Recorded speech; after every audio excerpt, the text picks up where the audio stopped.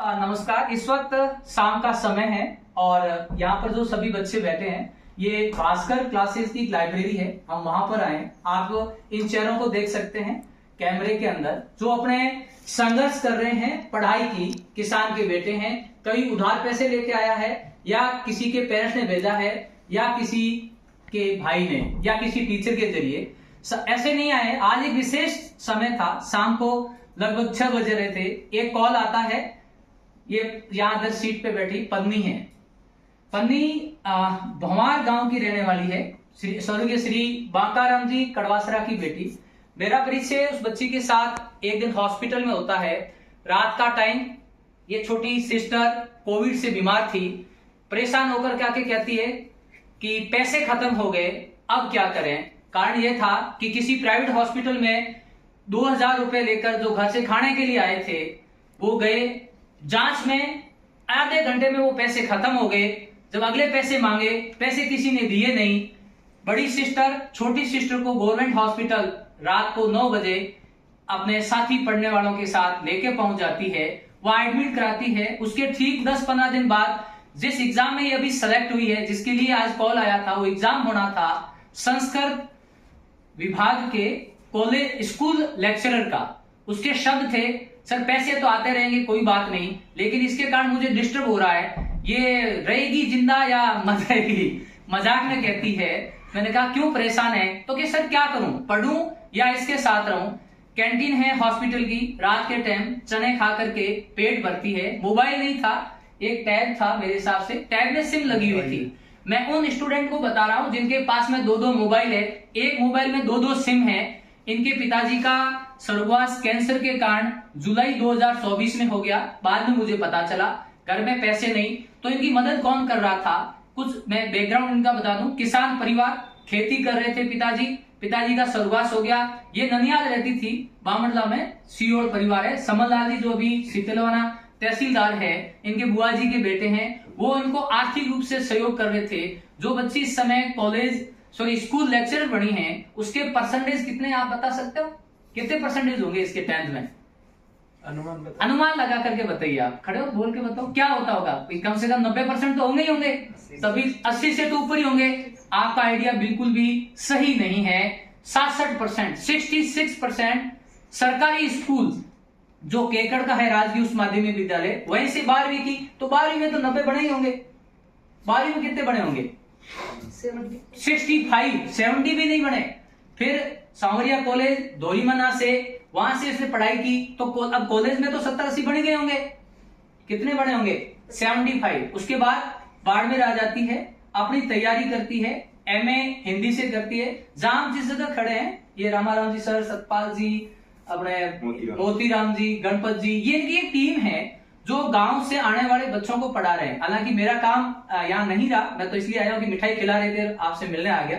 इसलिए आया था कि ज्यादातर बच्चे क्या कहते हैं कि परसेंटेज होता है ना तो हम सक्सेस होते हैं। परसेंटेज तो इसके है ही नहीं। सक्सेस बच्चा होता है अपनी लगन के कारण और मेहनत के कारण। इसके सामने चैलेंज क्या था? पैसे नहीं थे, वो इसकी ताकत बनी।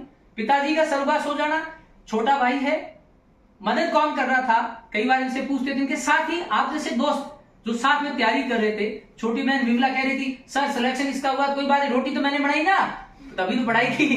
हाँ, यही तो होता है। चलो, रोटी बनाने के कारण अब ये बनाएगी, तुम्हें पढ़ाएगी। घर का परिवार का बड़ा सदस्य जब सक्सेस हो जाता है तो बहुत अहम रोल अदा करता है। तो आप जो यहाँ पर बैठ के पढ़ रहे हैं ना, तो एक तो दिमाग से ये निकाल लेना कि परसेंटेज होंगे तो ही सक्सेस होंगे। दूसरा, जिद होनी चाहिए जीतने की। हॉस्पिटल के अंदर सर रामाराम जी, आपको मैंने कॉल करके बताया था, ये 3 दिन हॉस्पिटल में रही, उसी कपड़ों में। स्नान नहीं किया उसने, घर पे भी नहीं आई, बिस्तर लेके आई थी। मुझे याद है वो सीमेंट का कट्टा, उसके अंदर एक राली जखन कहा करो गांव वाली सुधवा बड़े विशाल सो लेना।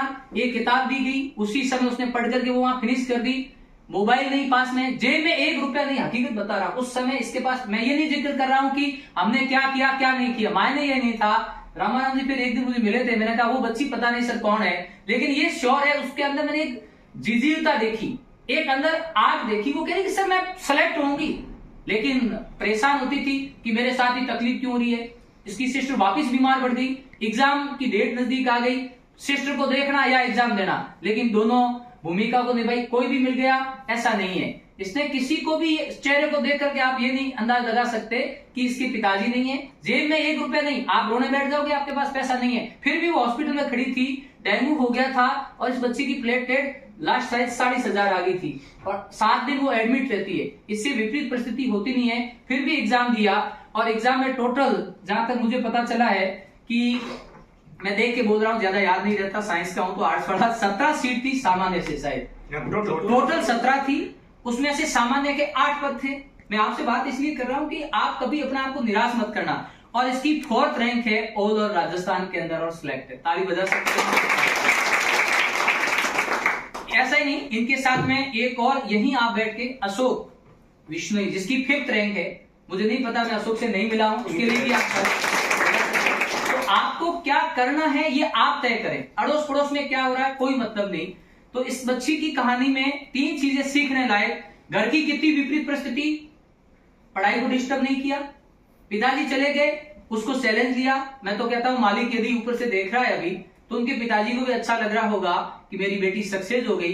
अभी हम आए थे तो ऑफिस में इसके सिर पे साफा था, वही जिम्मेदारी का होता है। जब हम यहाँ बातचीत करना है तो मैंने उस साफे को हटवाया, रामाराम जी का भी साफा तो होना ही चाहिए, जो बात कर रहे हैं रिकॉर्ड कर रहे हैं दुनिया सुनेगी। मैंने साफा इसलिए हटाया कि अभी हम सब लोग खड़े हैं, इसके ऊपर कोई जिम्मेदारी नहीं दे रहे, तूने पढ़ाई की है अच्छे से चल, क्योंकि साफा जिम्मेदारी का प्रतीक होता है, इसलिए साफा हटाया। इसका मकसद सिर्फ इतना सा था। आप बधाई दे सकते हैं, माला दे सकते हैं, साफा दे सकते हैं, तो आप इधर बच्चे खड़े हो ना, आपके अपने अपने चैलेंज हो सकते हैं। मैं बातचीत इसलिए आपसे कर रहा हूं कि आपको उससे घबराना नहीं है।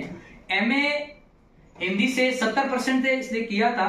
मैं जब बात कर रहा था कि भाई कौन कौन ऐसे व्यक्ति है जिसका जिक्र करोगे, तो फैमिली मेंबर के अलावा रामाराम जी ने स्पेशली समनलाल जी, यदि ऐसे बुआ जी के बेटे भाई निकल जाए कि जब जरूरत पड़े तब कौन मदद करता है, ये जब संघर्ष कर रही थी उस समय जिसने मदद की वही हकीकत में अपना होता है।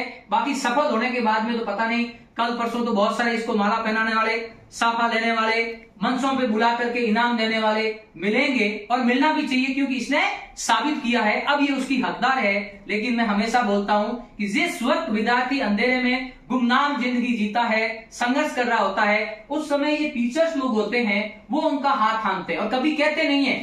अभी मैं बात कर रहा था चारों गणपत जी से, सर से, मोतीराम जी से, रामाराम जी से, सतपाल जी से बैठे थे, तो टीचर को सबसे अच्छा क्या लगता है, बेटा आप क्या बनते हो ये महत्वपूर्ण है। मम्मी पापा के लिए अच्छा होता ही होता है, टीचर ये चाहता है कि उनका पढ़ाया हुआ बच्चा सक्सेस हो जाए, ये सबसे बड़ा इनाम है, सबसे बड़ी मिठाई है। और उनको जो खुशी मिलती है, 2 लोग आपके सबसे पहले खुश होते हैं, आपके मम्मी पापा और टीचर। तो उनको गिफ्ट क्या दे सकते हैं हम, हमारे चेहरे की मुस्कुराहट, और हमारे चेहरे की मुस्कुराहट क्या है, मेहनत करके पढ़ाई करना, रिजल्ट देना। तो मैंने बातचीत इसलिए की कि बहुत सारे ऐसे लोग होंगे जो रिजल्ट के बाद में सोचते होंगे हमारे परसेंटेज कम है या ज्यादा है, लेकिन इससे एक बात मैंने पूछी थी, सर इसके परसेंटेज खुद के थे, नकल का एक भी नंबर नहीं था।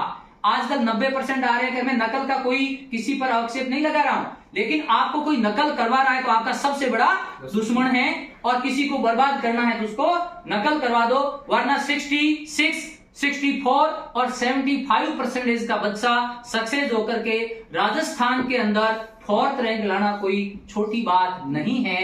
ये आपकी मेहनत है। आप 90% वाले से तुलना मत करना, और आपके 66% बने तो भी घबराना नहीं है। कुल मिलाकर के हम सब इकट्ठे होकर के लाइब्रेरी में इसलिए इकट्ठे हैं कि आपके बच्चों की मैंने किताबें देखी थी। बहुत कम लोग होते हैं कि लाइब्रेरी में आते हैं, एक तो ईयरफोन लेके आ जाते हैं, एक लैपटॉप लेके आ जाएंगे, दिन भर ईयरफोन लैपटॉप। एक ऐसी लाइब्रेरी देख रहा हूं जहां न तो मोबाइल है किसी के पास में, न ईयरफोन मैंने देखा, किताबों का ये ढेर है। तो जो आप बच्चे पढ़ रहे हैं, जितने भी पेरेंट्स सुन रहे हैं, उनसे मैं रिक्वेस्ट करूंगा कि आपके बच्चे जिस लाइब्रेरी में जा रहे हैं, कभी अकस्मात आकर के चेक करो उसकी सीट को, उसकी सीट पे किताबें कितनी हैं, रफ कॉपी कितना है, पेन कितना है, और वो कहां बैठ के कितना पढ़ रहा है। यदि आप उनको अच्छे से देख पाओगे, उन पर विश्वास कर पाओगे। कई बार पेरेंट्स डांटते हैं, इतने साल हो गए पढ़ाते हुए, ये करते हुए, उनको कहिएगा थोड़ा हम पे विश्वास रखो, हम आपको रिजल्ट देंगे। ये विश्वास आपको क्रिएट करना होगा। एक बात पुनः मैं अच्छा फ्रेंड सर्किल में जिक्र इसलिए कर रहा था, पूछा लास्ट में मैंने कि भाई योगदान क्यों, दोस्त कितने इंपॉर्टेंट होते हैं, जब जरूरत पड़ती है ना तब दोस्त काम आते हैं। तो उन्होंने मुझे नाम लिखा, बांकाराम जी, शायद बांकाराम जी, ये खुद ही तैयारी कर रहे हैं बेरोजगारों की मैसेज। हाँ, आप दोस्ती ये नहीं होती कि जाके अपन पार्टी करते हैं, घूमने चलते हैं, वो दोस्त नहीं होता। दोस्त वो जब थक जाता है तो आपको पॉजिटिव एनर्जी देता है। जरूरत पड़ती मदद करता है, कोई किताब के लिए कहता है, आप निराश हो जाते हो तो आपसे बातचीत करता है। दोस्त का मतलब ये होता है, दोस्त वो नहीं होता जो हम चलते हैं हेलो ठीक है, वो दोस्त ठीक है, लेकिन अभी पढ़ाई में दोस्त अलग टाइप के काम आते हैं। नारायण जी कहाँ हैं? ये नारायण जी तैयारी कर रहे हैं, ये मेरे हिसाब से बांकाराम जी है, गोवर्धन जी हैं जो अभी यहाँ पर उपस्थित नहीं है, और राजेंद्र जी हैं जो सेकंड ग्रेड टीचर बन गए हैं। ये टीम वर्क था, ये रिजल्ट। और हम बातचीत यहाँ लाइब्रेरी में खड़े करके इसलिए कर रहे हैं कि जो बच्चे गांव में पढ़ रहे हैं, ये शुद्ध गांव की पढ़ी हुई है, गांव में पढ़ के आई है ना, सरकारी स्कूल से पढ़ के आई है। कोचिंग के अंदर मैंने पूछा था सर से, मैंने कहा सर फ्री में पढ़ाया पैसे लिए? तो मुझे पता नहीं है, लेकिन जब तक ये आई तब तक स्टोरी पता नहीं थी, तो पैसे मुझे नहीं लगता है कितना लेते होंगे, नाम मात्र के लेते होंगे जिससे इनका खर्चा पानी चल जाए। अलग अलग डेफिनेशन है कोचिंग की, मैं कोचिंग के पक्ष में हूं, लेकिन कम पैसे लेकर के यदि किसान का परिवार पढ़ रहा है तो मैं बधाई देता हूं। और पूरी टीम को, विशेष रूप से हिंदी के इस पूरे ग्रुप को जो हिंदी पे एक बिंदी लगा करके नई पहचान दे रहे हैं, रामाराम जी की चाहूंगा आप खड़े हो जाएं एक बार और हम लोग आपके लिए ताली बजा सकते हैं।